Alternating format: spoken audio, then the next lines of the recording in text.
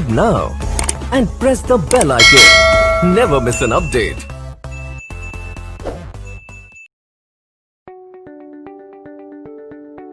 નમસ્તે વિદ્યાર્થી મિત્રો, મારી ચેનલમાં દરેક વિદ્યાર્થી મિત્રોનું સ્વાગત છે. આશા રાખું છું કે નિદર્શ અવકાશનો આપણે પહેલો વિડીયો તમે જોયેલો હશે. ત્યારબાદ આજ આપણે નિદર્શ અવકાશ મેળવવા માટેના દાખલાઓનો બીજો વિડીયો આજે છે. તો આ વિડીયોઝની અંદર આપણે અલગ અલગ નિદર્શ અવકાશ મેળવવાના બીજા દાખલાઓ જોઈએ. ત્યારે પ્રથમ રકમ અહીંયા મેં લખેલી છે કે પ્રથમ 4 પ્રાકૃતિક સંખ્યાઓમાંથી એક સાથે 3 સંખ્યાઓ યાદચ્છિક રીતે પસંદ કરવા માટેનો નિદર્શ અવકાશ. તો બાળકો અહીંયા કેવી સંખ્યાઓ કીધી છે તો કે પ્રથમ 4 પ્રાકૃતિક સંખ્યાઓ. તો પ્રથમ 4 પ્રાકૃતિક સંખ્યાની વાત કરીએ તો એ સંખ્યા જે છે એ કઈ થાય તો કે 1, 2, 3 અને 4. જ્યારે પણ પ્રાકૃતિક સંખ્યાની વાત કરે ત્યારે 1 થી ચાલુ કરવાની રહેશે. હવે તેમાંથી આપણે શું કરવાનું છે તો કે 3 સંખ્યાઓ પસંદ કરવાની છે, કોઈ પણ 3 સંખ્યાઓ, અને આપણે શું મેળવવાનો છે તો કે નિદર્શ અવકાશ. તો નિદર્શ અવકાશનો સિમ્બોલ, એનો સંકેત શું થશે તો કે યુ. તો યુ બરાબર હવે આપણે આ 4 જે અલગ અલગ આપણી પાસે પ્રાકૃતિક સંખ્યાઓ છે એમાંથી 3 પ્રાકૃતિક સંખ્યાઓ પસંદ કરશું. તો પહેલા આપણે પેલી 3 લઈ લઈએ. એટલે પેલી જોડી બનાવી આપણે 1, 2 અને 3. પછી આપણે કરીએ છીએ 1, 2, 3 ને છોડી દઈએ એટલે ડાયરેક્ટ આપણે કેટલા લઈ લઈએ 4. યાદ રહે સેમ જોડી છે એ બીજી વાર ન આવે. પછી ત્યારબાદ આપણે કરીએ છીએ 2 ને આપણે મુક્ત કરી દઈએ એટલે 1, 3 અને 4. અને ત્યારબાદ આપણે આ 1 ને છોડી દઈએ એટલે કેટલા તો કે 2, 3 અને 4. તો આ રીતના આપણે 4 અલગ અલગ જોડીની અંદર આપણે 4 પ્રાકૃતિક સંખ્યામાંથી કેટલી સંખ્યાઓ પસંદ કરી શકીએ? 3 સંખ્યાઓ યાદચ્છિક રીતના પસંદ કરી શકીએ. એના માટેનો આ નિદર્શ અવકાશ છે. ત્યારબાદ બીજી રકમ આપણે જોઈએ તો પ્રાકૃતિક સંખ્યાઓ પૈકી કોઈ એક સંખ્યા યાદચ્છિક રીતે પસંદ કરવાનો યાદચ્છિક પ્રયોગનો નિદર્શ અવકાશ. બાળકો અહીંયા આપણે એવું કીધું પ્રાકૃતિક સંખ્યાઓ પૈકી, એટલે પ્રાકૃતિક સંખ્યા જે છે એ આપણે ક્યાંથી ચાલુ થાય તો કે 1 થી ચાલુ થાય. 1, 2, 3 જ્યાં સુધી હાલતી હોય ત્યાં સુધી આપણે હાલ્યા જઈએ. કારણ કે આ વસ્તુ તો સંખ્યા છે એ કેવી છે? અનંત છે. પણ અહીંયા આપણે કીધું હતું પ્રથમ 4, અહીંયા પ્રથમ કે એનો અંત ક્યાં આવશે એવું કંઈ કીધું નથી. એટલે હવે આપણી પાસે જે છે એ શરૂઆત ખબર છે, એનો અંત ખબર છે નહીં. તો આ રીતના આપણે ડોટ ડોટ ડોટ કરીને મૂકી દઈશું. તો આના માટેનો આપણે યુ નિદર્શ અવકાશ મેળવવો હોય તો યુ છે એ હંમેશા ક્યાં કૌંસમાં લખવાનો? છગડિયા કૌંસ. તો લખીએ 1, 2 અને 3. પછી dot dot dot dot dot આ રીતના આપણે કરીને કૌંસ કરી દઈએ પૂરો. હવે આપણી પાસે નિદર્શ અવકાશ છે તો એના 2 અલગ અલગ પ્રકાર છે. એક છે શાંત નિદર્શ અવકાશ અને એક છે અનંત નિદર્શ અવકાશ. તો શાંત નિદર્શ અવકાશ કોને કહેવાય તો કે જે નિદર્શ અવકાશના પરિણામો તમે ગણી શકો તો એ શાંત, પણ જેને તમે ગણી ન શકો તો એ શું થયું કહેવાય તો કે અનંત. તો અહીંયા આપણે પરિણામને ગણી શકતા નથી. એટલે આ જે નિદર્શ અવકાશનો પ્રકાર છે એ કેવો પ્રકાર થયો કહેવાય તો કે અનંત નિદર્શ અવકાશનો પ્રકાર થયો કહેવાય. અનંત નિદર્શ અવકાશ આપણે આ રીતના કહી શકીએ. બરાબર છે બાળકો? ત્યારબાદ આપણે જોઈએ તો આપણે કીધું છે એક સમતોલ પાસો. હવે અગાઉના વિડીયોની અંદર આપણે પાસો અને સિક્કો કઈ રીતના ઉછળતા હતા અને એના અલગ અલગ નિદર્શ અવકાશની આપણે વાત કરી. તો અહીંયા આપણે હવે શું કીધું છે કે એક સમતોલ પાસો અને એક સમતોલ સિક્કાને આપણે શું કરવાના છે? ઉછાળવાના છે. તો પાસા છે તો પાસાની અંદર આપણે કેટલા પરિણામો મળે તો કે 1, 2, 3, 4, 5 અને 6. પાસાની અંદર કેટલા અંક તો કે 6 અંક.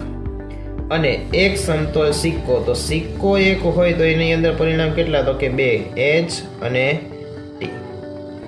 તો અહીંયા આપણે 6 અલગ અલગ મળ્યા પરિણામ, અહીંયા 2 મળ્યા. અને હોય તો આપણે હંમેશા નિશાની ગુણાકારનો ઉપયોગ કરીએ. તો 6 પરિણામ અને એટલે ગુણાકાર અને 2 પરિણામ, 6 ગુણ્યા 2 એટલે ટોટલ આપણે કેટલા પરિણામ મળશે? 12 પરિણામ મળશે. એ જે 12 પરિણામ હશે એ કોના હશે? તો કે એક સમતોલ પાસો અને એક સમતોલ સિક્કાને આપણે શું કરીએ છીએ? સાથે ઉછાળીએ છીએ. તો હવે એ પરિણામ આપણે u બરાબર નિદર્શ અવકાશ બરાબર કઈ રીતના લખો? તો કે આ જે 6 એ 6 છે એની સાથે એક વખત આપણે શું લખીએ? h. અને આ 6 એ 6 છે એની સાથે એક વખત શું લખીએ આપણે? t. એટલે બંનેના સાથે આપણે શું મળશે? નિદર્શ અવકાશ. અહીંયા લખીએ 1h 2h 3h 4h 5h અને 6h. ત્યારબાદ એવી રીતના આપણે t લઈએ 1t 2t 3t 4 પછી t 5t અને 6t. તો આ રીતના આપણે કેટલા પરિણામ મળી ગયા? 12 પરિણામ મળી ગયા. જે શેના હતા? તો કે એક સમતોલ પાસાના અને એક સમતોલ સિક્કાના સાથે ઉછાળવાના પરિણામ હતા. ત્યારબાદ વાત કરીએ તો બાળકો અહીંયા આપણે કીધું છે કે ABCDE એમ 5 વ્યક્તિઓ છે. એ 5 વ્યક્તિઓમાંથી આપણે કેટલી વ્યક્તિઓને પસંદ કરવાની છે યાદદાસ્તિક રીતે? તો કે 2 વ્યક્તિઓને. તો એ 2 વ્યક્તિઓને પસંદ કરવા માટેનો આપણે નિદર્શ અવકાશ જોવાનો છે. તો હવે નિદર્શ અવકાશના કેટલા પરિણામો મળશે એ અગાઉથી જાણવું છે આપણે. તો આપણે 11મા ધોરણની અંદર બાળકો સંચય નામનું ચેપ્ટર જોઈ ગયા છીએ, ક્રમચય અને સંચય. તો સંચય પસંદગી જ્યારે વાત કરવામાં આવે ત્યારે આપણે સંચયનો ઉપયોગ કરીએ. તો આપણી પાસે આ કેટલા છે? તો કે 5. સંચયનો સંકેત છે એ શું હોય છે? C હોય છે. પછી એમાંથી આ 5 છે એમાંથી કેટલા લેવાના છે આપણે? 2. તો અહીંયા કરીએ આપણે 2. હવે આ 5ના 2 સ્ટેપ ઉતરતા ક્રમમાં લખીએ તો 5 ગુણ્યા 4 છેદમાં 2 ને 1 સુધી લઈ જવાનો 2 ગુણ્યા 1 5 4 20 20ના છેદમાં 2 એટલે ટોટલ આનો જવાબ છે એ કેટલો મળશે? તો કે 10. તો હવે જ્યારે આપણે આના પરિણામ મેળવીએ છીએ ત્યારે 10 પરિણામો મળવા જોઈએ. તો એ 10 પરિણામો કેવા? તો કે આ a સાથે આપણે બધાને લઈ લઈએ. તો અહીંયા આપણે લખીએ u બરાબર છગડીયા કૌંસમાં a સાથે b, a સાથે c, a સાથે d અને a સાથે e. ત્યારબાદ આપણે a ને મૂકી દઈએ. કોનો વારો લઈએ? b નો વારો લઈએ. તો b પછીના બધા એની સાથે લઈ લેવાનો. b સાથે c, b સાથે d અને b સાથે e. હવે b ને કેન્સલ કરો. હવે કોનો વારો લઈએ? c નો. c સાથે d અને c સાથે e. ત્યારબાદ આપણે વાત કરીએ તો આ c ને મૂકી દઈએ તો કોનો વારો લઈએ? d નો. d સાથેના પછીનું પરિણામ e છે. હવે એની પાસે આગળનું કોઈ પરિણામ છે નહીં. હવે e નો વારો. e પછી કોઈ પરિણામ છે નહીં તો e ને આપણે લઈ શકીએ નહીં. તો હવે આપણે ગણી લઈએ પરિણામ કેટલા થયા? 1 2 3 4 5 6 7 8 9 ને 10. તો અહીંયા આપણે જવાબ પહેલેથી જ આપણે ખબર હતી કે આનો જવાબ છે એ આપણે કેટલો મળવાનો છે? 10 મળવાનો છે. પણ આ 10 એ 10 એના અલગ અલગ પરિણામો છે. બરાબર. તો અહીંયા આપણે છગડીયો કૌંસ પૂરો. અહીંયા આપણે 4 અલગ અલગ દાખલાઓ લઈને એનો નિદર્શ અવકાશ જોયો. 4 અલગ અલગ આપણે નિદર્શ અવકાશના દાખલા જોયા. ત્યારબાદ બીજા આપણે 3 અલગ અલગ નિદર્શ અવકાશ મેળવવાના દાખલા જોઈએ. તો અહીંયા રકમમાં પેલા શું કીધું છે? 4 વ્યક્તિઓમાંથી યાદદાસ્તિક રીતે એક છે એ મંત્રી અને એક છે એ સહમંત્રી પસંદ કરવાનો નિદર્શ અવકાશ મેળવો. 4 વ્યક્તિ કોણ છે? જેનું કોઈ પણ પ્રકારનું નામ નિદર્શ કરેલું છે નહીં. એટલા માટે એ 4 વ્યક્તિઓ જે છે ને એની આપણે ધારણા કરશું. એટલે એ 4 વ્યક્તિઓ છે એ કોણ છે? તો કે A, B, C અને D. હવે 4 વ્યક્તિઓમાંથી એવું કઈ નથી કીધું કે પહેલો વ્યક્તિ મંત્રી છે, બીજો વ્યક્તિ, ત્રીજો કે ચોથો કોણ મંત્રી છે, કોણ સહમંત્રી છે. એવી કોઈ પણ પ્રકારની સ્પષ્ટતા નથી. એટલે હવે આપણે આપણી રીતના થોડીક ધારણાઓ સાથે આ નિદર્શવકાશ મેળવી. તો નિદર્શવકાશ જે છે એ કોના બરાબર? યુ બરાબર. તો યુ બરાબર આપણે છગડીયા કૌંસની અંદર લખીએ. એટલે આપણે પસંદગી કરવાની છે એક મંત્રી અને એક સહમંત્રી, એટલે જોડી છે એ કેટલાની બને? 2 ની. એટલે જો માની લ્યો મંત્રી છે એ હોય તો બાકીના બધા છે બી, સી અને ડી કોણ હોય? તો કે સહમંત્રી. તો આપણે એવી ધારણા કરીને ચાલીએ તો આપણો નિદર્શવકાશ શું મળે? એ બી, પછી એ સી અને એ ડી. આવું થઈ શકે. હવે માની લ્યો એ નથી, એની જગ્યાએ બી છે એ મંત્રી છે, તો બી છે એ બાકીના ત્રણેય, એટલે કે બાકીના ત્રણેય કોણ હશે? તો કે સહમંત્રી. એવી આપણે ધારણા કરીને ચાલીએ તો બી સાથે શું કરીએ? એ લઈએ. બી સાથે પછી આપણે સી લઈએ અને બી સાથે પછી આપણે શું લઈએ? ડી લઈએ. તો અહીંયા આપણે 3 પરિણામ બીજા બી વાળા મળ્યા. ત્યારબાદ હવે માની લો બી નથી મંત્રી, એની જગ્યાએ આપણે સી ને મંત્રી બનાવીએ છીએ, તો બાકીના ત્રણેય કોણ? તો કે સહમંત્રી. તો સી સાથે આપણે પેલા એ લઈ લઈએ, પછી સી સાથે આપણે બી લઈએ અને સી સાથે આપણે ડી લઈએ. હવે આપણે અહીંયા મંત્રીની ધારણા કરી હતી. હવે માની લો એ પણ નથી, એની જગ્યાએ ડી મંત્રી છે એવી ધારણા કરીએ છીએ, તો ડી સાથે બાકીના ત્રણેય છે એને આપણે લઈએ, એને આપણે શું માની લેશું? સહમંત્રી. તો ડી એ, પછી ડી બી અને પછી થશે ડી સી. તો આ રીતના આપણે અહીંયા એક મંત્રી અને એક સહમંત્રીના પસંદ કરવાનો શું મળ્યો છે? નિદર્શવકાશ મળ્યો છે. કેટલા પરિણામ મળ્યા? તો કે અહીંયા 6 અને અહીંયા 6, 6 દુને 12 અલગ અલગ આપણે પરિણામો મળેલા છે. ત્યારબાદ બાળકો આપણે બીજા દાખલાની વાત કરીએ તો અહીંયા આપણે બીજા દાખલાની રકમની અંદર આપેલું છે 100 ગુણની પરીક્ષામાં બેસનાર વિદ્યાર્થીઓના ગુણનો નિદર્શવકાશ. હવે 100 ગુણની પરીક્ષામાં બેસે કોઈ વિદ્યાર્થી તો એને કેટલા માર્ક મળે એનો નિદર્શવકાશ જો જોતો હોય તો આપણે શેના બરાબર લખીએ? યુ બરાબર. તો યુ બરાબર હવે ઘણા વિદ્યાર્થીઓએ 100 ગુણની પરીક્ષા આપી હોય તો કેટલાય વિદ્યાર્થીને 0 માર્ક આવે? ઘણા વિદ્યાર્થીને 1 માર્ક આવે, 2 માર્ક આવે, 3 માર્ક આવે, 4 માર્ક આવે. આ રીતના કેટલા માર્કની વચ્ચે આવી શકે? તો કે આ રીતના 100 ની અંદર માર્ક ગુણ આવી શકે. તો નિદર્શવકાશ જે છે એ ચાલુ ક્યાંથી થાય? 0 થી, અને એનો અંત ક્યાં આવે? તો કે 100. તો આની વચ્ચેની કોઈ પણ સંખ્યા જે છે એ ગુણની હોઈ શકે. ત્યારબાદ હવે આપણે તેના બિંદુઓની સંખ્યા લખવી છે, એટલે શું કહેવાય એને? નિદર્શ બિંદુઓની સંખ્યા. નિદર્શ બિંદુની સંખ્યા એટલે યુ ની અંદર જે પરિણામો હોય ને એની ગણતરી કરી લઈએ, એની સંખ્યા જણાવીએ એટલે શું થાય? તો કે નિદર્શ બિંદુની સંખ્યા. 0 થી ચાલુ થાય છે અને અંત ક્યાં આવે છે? 100 એ. તો કેટલી સંખ્યાઓ હોય? તો કે અહીંયા નિદર્શ બિંદુની સંખ્યા છે એ કેટલી હોય? તો કે 101. તો અહીંયા આપણો આ દાખલો પૂરો. ત્યારબાદ આપણે વાત કરીએ નેક્સ્ટ દાખલાની. તો અહીંયા આપણે આપેલું છે કે એક યાદચ્છિક પ્રયોગમાં જ્યાં સુધી છાપ મળે ત્યાં સુધી એક સિક્કાને આપણે શું કરવાનું છે? ઉછાળવાનો છે. એટલે જ્યારે છાપ મળે એટલે ત્યાં આપણું પરિણામ શું થાય? તો કે પૂરું થઈ જાય. ત્યાં સુધી આપણે સિક્કાને ઉછાળવાનો છે, તેના માટેનો આપણે શું લખીએ? તો કે નિદર્શ અવકાશ. તો નિદર્શ અવકાશ આપણે શેના બરાબર લખીએ? યુ બરાબર લખીએ. તો યુ બરાબર હવે માની લ્યો આપણે સિક્કાને ઉછાળીએ છીએ, પહેલી જ વાર છાપ આવે છે, તો અહીંયા એક જ પરિણામ આપને મળે, પણ સંભાવના છે એ કોના ઉપર આધાર છે? ધારણા ઉપર, વિચારણા ઉપર. હવે માની લ્યો પહેલી વાર આપણે છાપ ન મળી, પહેલી વાર કાંટો મળે તો શું થાય? તો આપણે શું કરવાનું છે? તો જ્યાં સુધી છાપ ન મળે ત્યાં સુધી આપણે સિક્કાને તો શું કરવાનો છે? ઉછાળવાનો છે. તો હવે એવું બની શકે કે આપણે સિક્કો ઉછાળ્યો, પહેલી વાર ટી મળ્યો ને પછી ઉછાળ્યો તો એચ મળ્યો. અહીંયા આપણે પ્રયત્નને શું કર્યો? પૂરો કરી દીધો. હવે એવું બની શકે કે આપણે સિક્કો ઉછાળીએ છીએ ને 2 વખત આપણે ટી મળે છે ને પછી એચ મળે છે.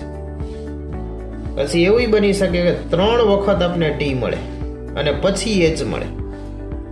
કારણ કે આ બધી વસ્તુનું તો કોઈ નક્કી નથી હોતું. એના પછી એવું બની શકે કે 4 વખત ટી મળે છે ને પછી એચ મળે છે. તો આ પરિણામ છે એ તો શું થાય? ચાલ્યા જ રહે. 6 વાર ટી મળે ને પછી એચ મળે, 10 વાર ટી મળે ને પછી એચ મળે. આવું બની શકે. તો આ જે નિદર્શવકાશ છે એ કેવા પ્રકારનો નિદર્શવકાશ કહી શકાય? તો કે અનંત નિદર્શવકાશ છે. આના પહેલા આપણે અગાઉ એક દાખલો જોયો તો એમાં આપણે અનંત નિદર્શવકાશ જોયો, તો અહીંયા આપણે લખી શકીએ આ નિદર્શવકાશ જે છે એ કેવો છે, તો કે અનંત નિદર્શવકાશ છે. બની શકે પહેલી વાર છાપ મળી જાય અને 10 પ્રયત્ન કર્યા પછી પણ છાપ મળે, એટલે એનું કોઈ નક્કી હોતું નથી. એટલે અહીંયા આપણે આ 3 દાખલા જોયા. બરાબર છે વિદ્યાર્થી? નિદર્શવકાશના આપણે અલગ અલગ દાખલાઓ જોયા. ત્યારબાદ હજી એક આપણા માટે દાખલો બાકી રહી જાય છે, જે છે 52 પત્તાની સમજૂતીનો દાખલો. તો 52 પત્તામાંથી કોઈ આપણે એક પત્તું ખેંચવું હોય તો એના માટેનો નિદર્શવકાશ શું મળે? પણ એ પહેલા બાળકો આપણે જોઈએ કે 52 પત્તા જે છે એની અંદર કેવા પ્રકાર પડે છે, કઈ કઈ દ્રષ્ટિએ. તો સૌપ્રથમ વાત કરીએ તો અહીંયા આપણી પાસે 52 પત્તા છે કે જેની અંદર 2 કલર હોય છે, 2 રંગ હોય છે. તો એ 2 રંગ કયા કયા છે? તો કે એક કાળો રંગ છે અને એક લાલ રંગ છે. બંનેના સરખા પત્તા, એટલે 52ના 2 સરખા ભાગ કરીએ તો 26 26 7 થશે. 26 છે એ કાળા રંગના અને 26 છે એ લાલ રંગના. એટલે રંગની દ્રષ્ટિએ આપણે વાત કરીએ તો કેટલા પ્રકાર છે? તો કે 2. ત્યારબાદ 52 જે પત્તા છે એના 4 અલગ અલગ પ્રકાર પડે છે નિશાનીની દ્રષ્ટિએ. તો અહીંયા આપણે જોઈએ તો 4 અલગ અલગ પ્રકાર, એટલે 52 ભેગા 4 કરીએ તો કેટલા થાય? 13. તો અહીંયા આપણે ચારેય પ્રકારની અંદર કેટલા પત્તા હશે? 13. એ 4 પ્રકારની અંદર કયા કયા? તો કે કાળીના 13 પત્તા, ચરકટના 13 પત્તા, ફલીના 13 પત્તા અને લાલના 13 પત્તા. હવે જે આ વસ્તુ છે કાળી, ચરકટ, ફલી અને લાલ, આ જે ચારેય છે એના 13 પત્તા છે. એને ઇંગ્લિશમાં આપણે શું કહેશું? તો કે કાળી છે તો જેને આપણે સ્પેડ કહેશું, એના માટેનો આપણે સિમ્બોલ યાદ રાખશું S. ચરકટ છે તો એને આપણે ડાયમંડ કહેશું, એના માટેનો સિમ્બોલ યાદ રાખશું આપણે D. ફલી છે તો એને ઇંગ્લિશમાં કહેશું ક્લબ, જેના માટેનો સંકેત યાદ રાખશું આપણે C. અને લાલ છે જેને આપણે શું કહેશું? હાર્ટ, એના માટે આપણે શું યાદ રાખશું? H. હવે આપણે આનો શું મેળવવાનું છે? નિદર્શ અવકાશ. તો નિદર્શ અવકાશની અંદર જોઈએ તો સૌ પ્રથમ છે 51 પત્તું હોય તો આ કાળીના જે પત્તા છે એની અંદર આપણે 13 પત્તા જોઈએ તો 13 કયા પત્તા? તો અહીંયા આપણે U બરાબર નિદર્શ અવકાશ લખીએ. તો અહીંયા આપણે સિમ્બોલ કયો યાદ રાખ્યો? તો S. તો SA. પછી અમને મળતું હતું S2, S3, S4, S5, S6, S7, S8, S9 અને S10 10. ત્યારબાદ 3 જે પત્તા હશે એ આપણા ચહેરાવાળા હશે, એટલે કે SK કિંગ રાજા, SQ ક્વીન રાણી અને SJ જેક ઓર ગુલાબ. એટલે અહીંયા આપણે S સિરીઝ એટલે કાળીના કેટલા પત્તા મળ્યા છે? 13 પત્તા મળ્યા છે, જ્યારે આપણે કયા કાઉન્સમાં લખવાનું છે? છગડિયા કાઉન્સની અંદર. હવે આ 13 પત્તા થઈ ગયા. એવી રીતના પાછા ડાયમંડના કેટલા પત્તા? તો કે 13. તો ફક્ત આ જે S છે ત્યાં આપણે ફેરફાર કરીએ, બાકીના જે છે એમને રાખી દઈએ. અહીંયા શું થશે? DA, પછી D2, D3, D4, D5, D6, D7, D8, D9 અને D10. ત્યારબાદ DK, DQ અને DJ. આ 13 પત્તા મળી ગયા. હવે આપણે D જે લખ્યો તો એની જગ્યાએ શું લખશું? આપણે C.